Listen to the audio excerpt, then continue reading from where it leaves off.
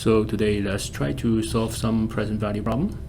For example, this question, if I need $100 in 2 years, how much should I deposit if a bank gives a 5% interest rate? So let's try to draw the timeline. So the initial point of this timeline is 0, which means that today, and the end point would be 2. That would be 2 years from now, and the midpoint is going to be 1, and this is the first year.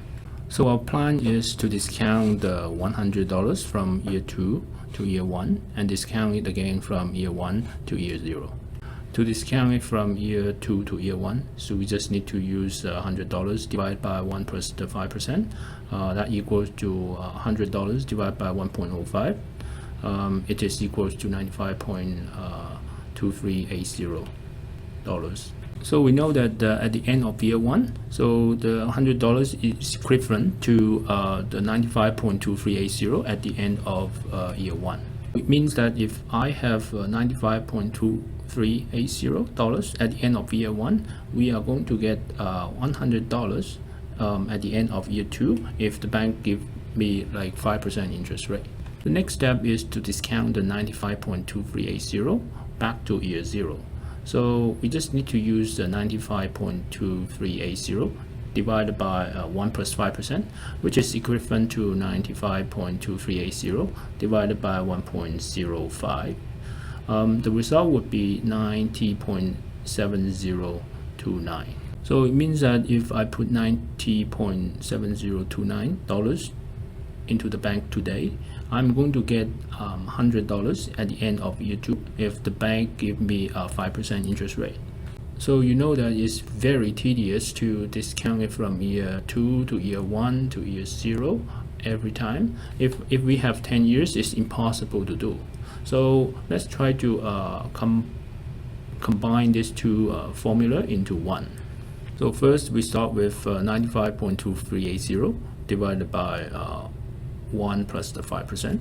We are going to replace the 95.2380 by 100 divided by 1 plus 5%.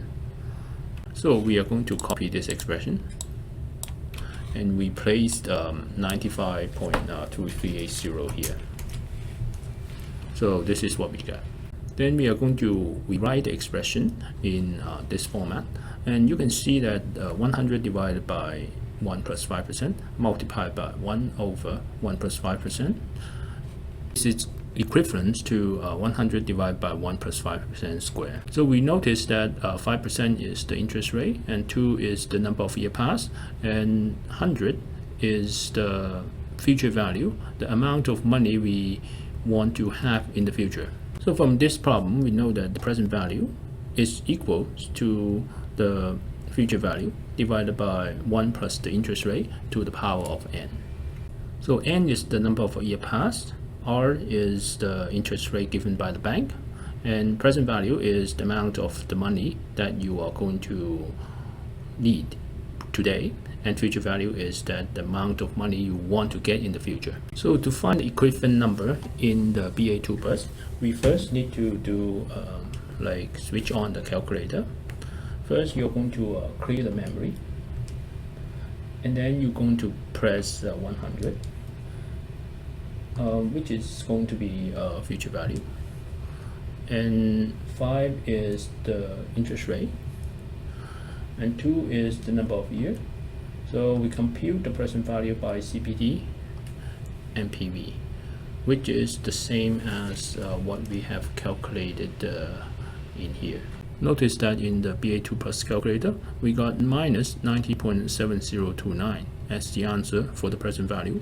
The minus $90.7029 you calculated in the BA2 plus calculator just means that we need to pay $90.7029 today in order to get $100 at the end of year 2 if the bank gives a 5% interest rate, because we have entered positive $100 as the future value. If we were to put the negative $100 as the future value, we should obtain a positive number as the present value. You can try. And that's it for today. Thank you.